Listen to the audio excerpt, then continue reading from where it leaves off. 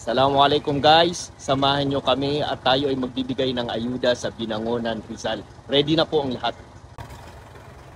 Assalamualaikum! Salam. Yan na po ang ayuda natin. 40 sacks of rice. Assalamualaikum.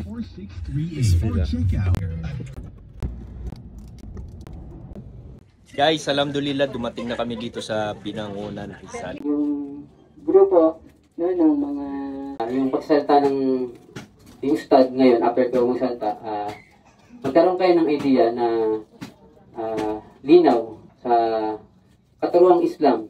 Hindi po siya natutulog, hindi inaantok, sapagkat makapangyarihan siya. Yun ang tunay na Diyos, ang pangalan niya ay Allah subhanahu wa ta'ala. Ang katuruan sa Islam ay kailanman ang Diyos, ang tunay na Diyos, kailanman ay hindi magiging tao, at ang tao kailanman hindi magiging Diyos. Ano ibig sabihin nito? Ang tunay na Diyos, walang pangangailangan sa atin, walang pangangailangan na bumaba sa lupa at patunayan niya na siya ang Diyos.